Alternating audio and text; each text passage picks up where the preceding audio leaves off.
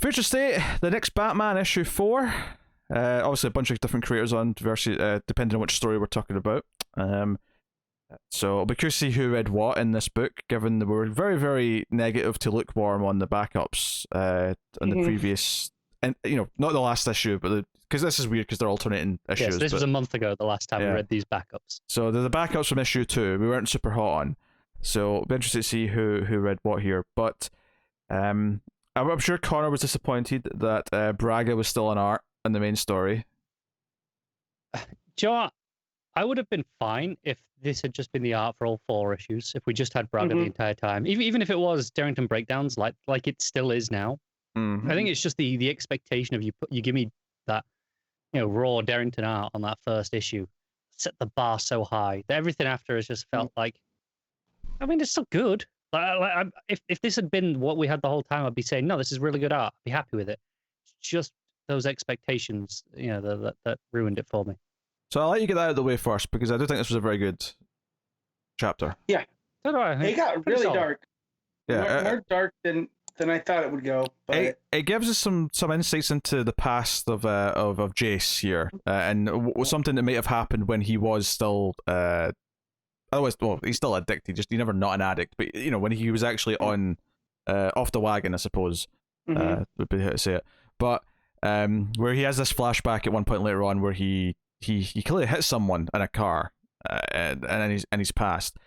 But it's him. He obviously gets out of the couple were attacking him, or at least the husband was attacking him at the end of the last issue, and he basically talks him down, says, "No, I'm taking you in." The husband, while he's being kind of violent, ultimately it comes off a little bit like, "Oh, I wanted to be clear that it was me that did the murder. It wasn't my wife. She's innocent," and tries to get her off. And he's like, "No, I'm taking you both in," and because she's like, "No, I wanted to kill him." Like you can try and it's dress this up. It's almost like the gift for the Magi, right? Where they're both trying to take it because they want the other one to, not hold any responsibility. But I do like that he's still Batman, and that these people still have to see justice, but not the magistrate justice, right? Like he's gonna take him to the police, so he knows that they're gonna be dealt with properly.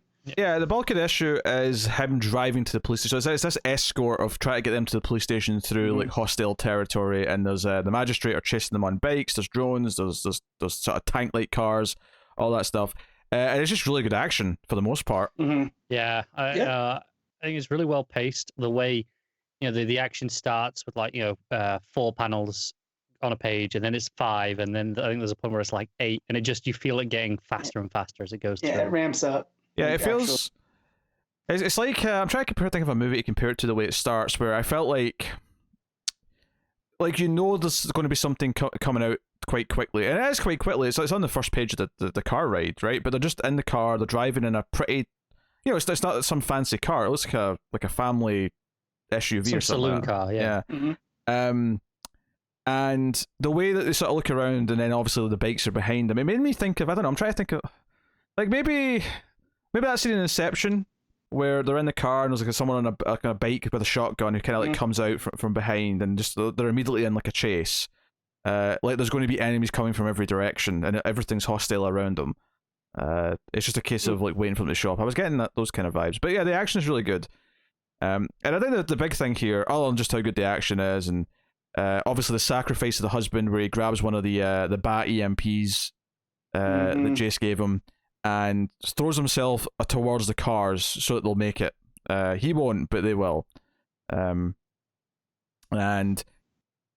we get this thing where Jacey's mother is there. She just happens to be up ahead, and she pulls out a gun and she wants to shoot him. Like she's like, this is how anti-mass she is.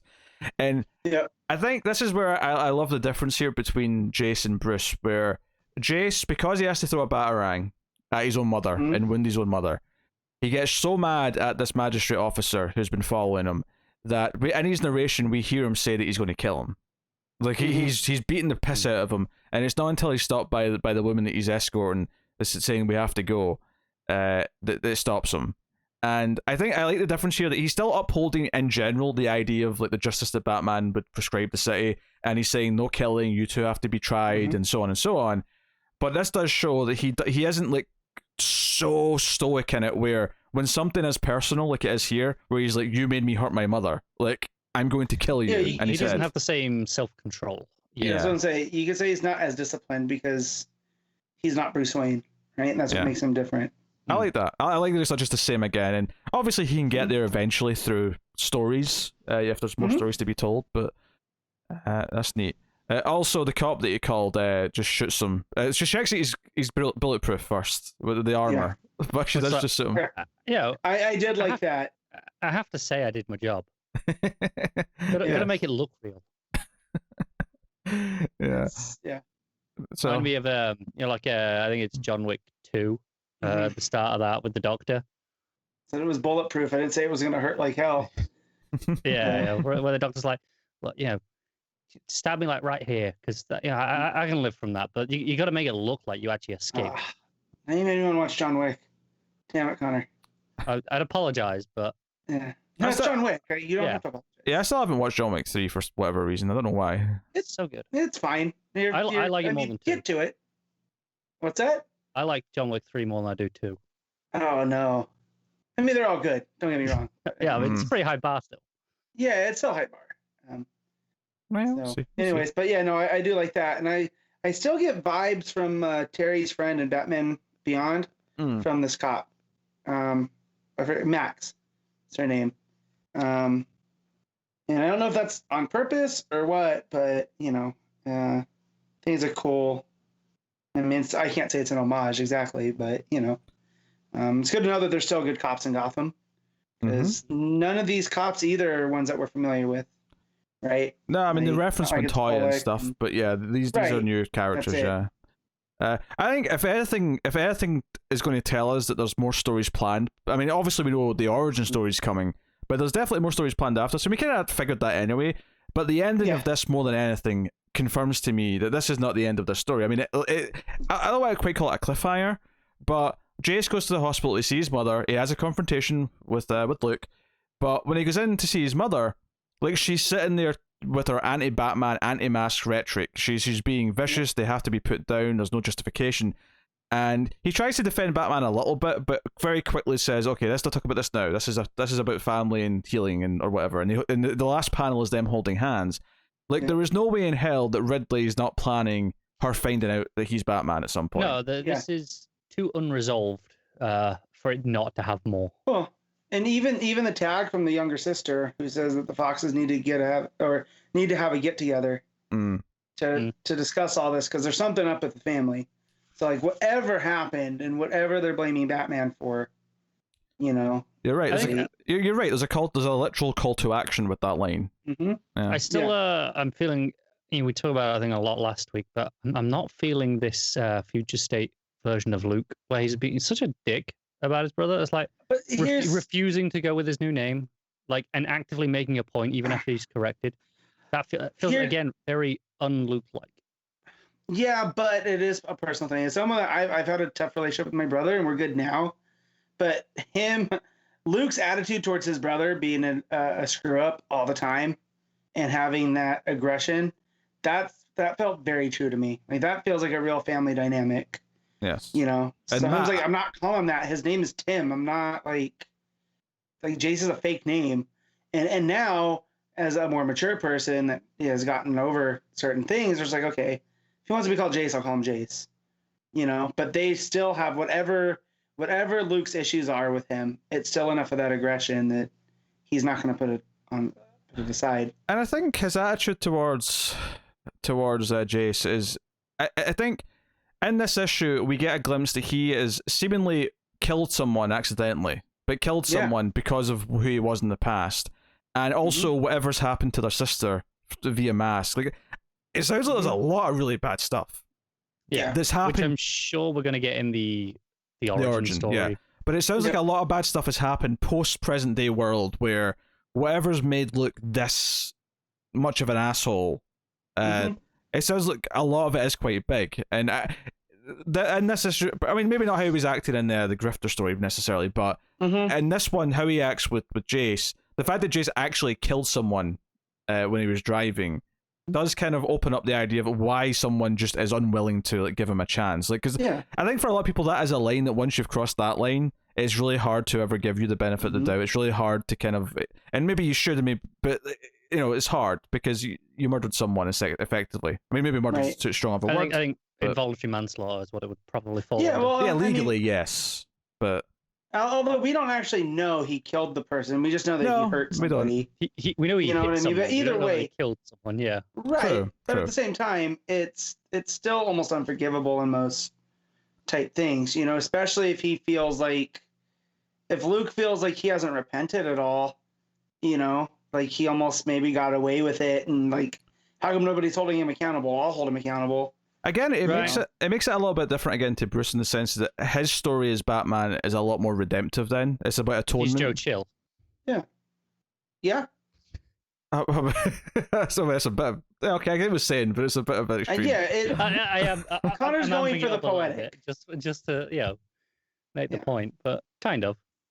Mm-hmm. Yeah, so it's more of a redemptive story, perhaps, compared to Bruce. I mean, sure, if you start getting to Bruce's psyche, talking about, he feels guilty because he put his parents in that position, so it's different, though, isn't it? It is different, yeah. It is, because Bruce was a kid, and presumably Jace was a adult.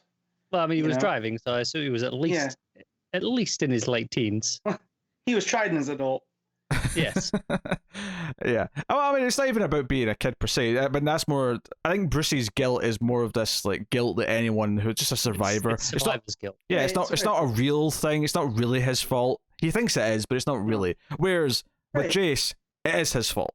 Like he did do this. He's to blame for this, and he has to accept that and live with it, and move on from it, and do whatever he can to make up for it.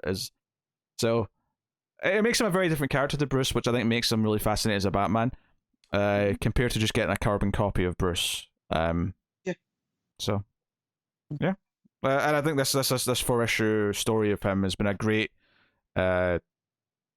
basically pilot to say, hey, you want more of this? We can do more of this, and more of it's coming.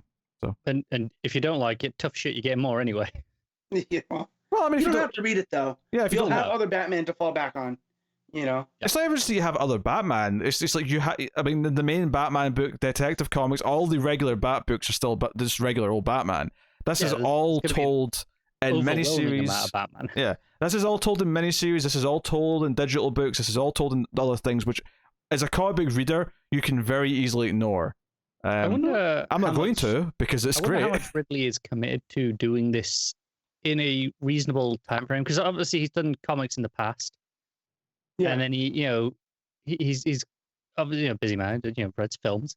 But he's dabbled here and there, and he recently he's come back with the other history of the DC universe, and now this, and it feels like maybe this is at least in the short term, like an actual plan. That I think the key thing to remember here is that this was, at least as far as we knew, it was going to be the Batman book for a while.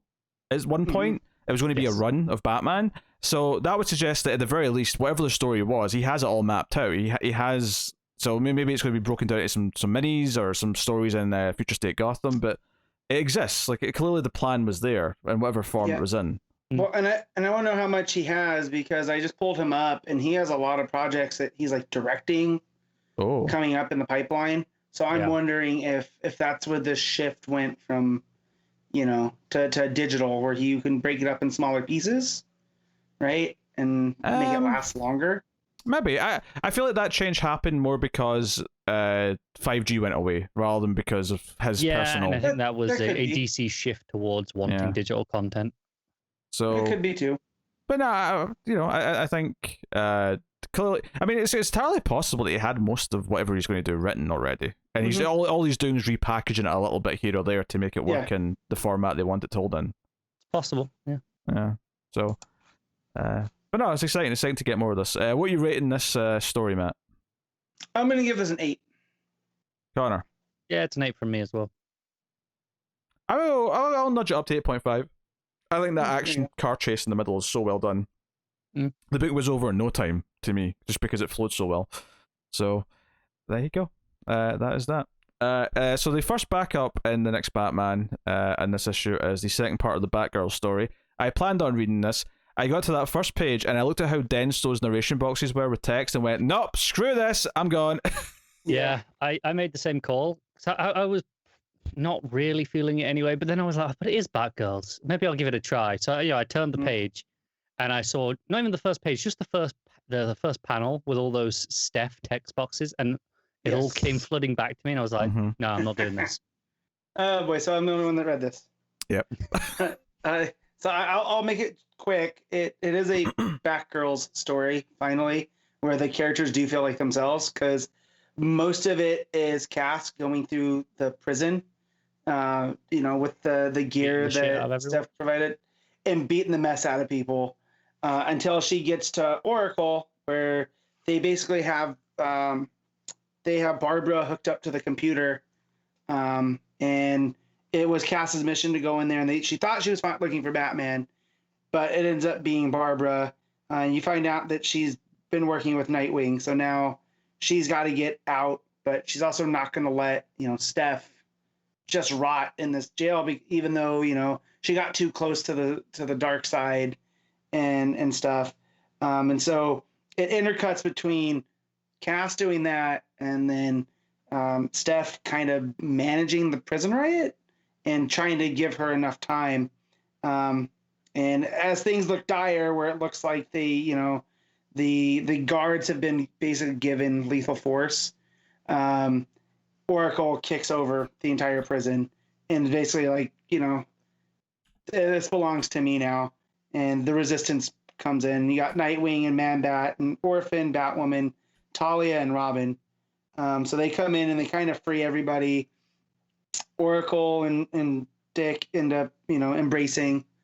You can tell, like, it's almost as if he felt like maybe she was there, and that was the whole point of this, was to reconnect them.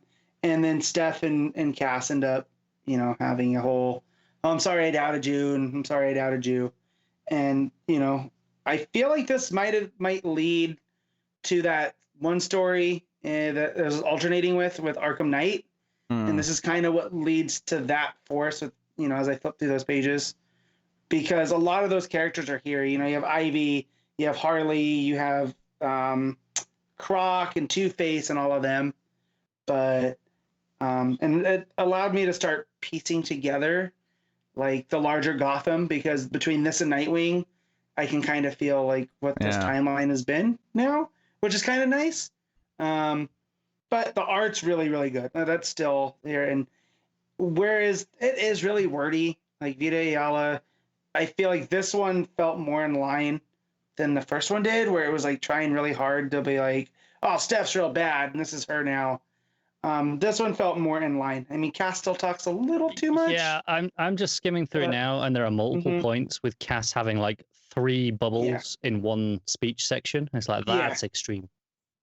Yeah, I'm skimming it as well. Even just ignoring the cast specific issue there. This writer definitely. There's some pages where they'll just be like, just too much text packed into a few bubbles, and it feels like you're reading like a lot in like one panel, and it flows really badly because really of it. Interesting, because I've never remembered feeling that with anything I've read from Vita Ayala before. No. Like, I don't remember like loving it, but I don't remember ever feeling this particular issue. And I don't want to presuppose like I know their process, but it's almost as if like, not that they didn't trust the artist, but there's a lot here, like especially in a lot of the cast stuff, that is show don't tell. So just let her go in there and whoop ass, and same with the riot, where you could have just had it be, you didn't need all the dialogue boxes and stuff.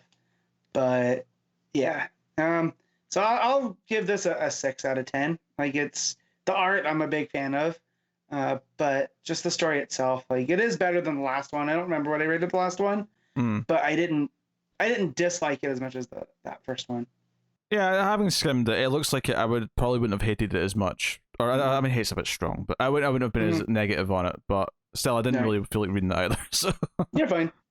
Yeah, and we all skipped the other one. None of us read Gotham City Sirens because that first part was really bad. No amount of Ivy, although I'm looking through here, and Ivy makes a monster out of plants. That's pretty cool. And she's wearing Constantine's trench coat at one point, I'm pretty sure.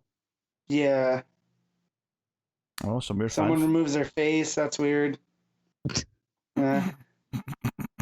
Yeah, I'm never gonna read this story. All right, well let's move on now. I mean, I don't know if there's a point rating the book as a whole. I mean, maybe for Matt because he actually read 2 of the stories, but Yeah, that's an 8 and a 6. That's a 7.5, I guess. Doing quick math.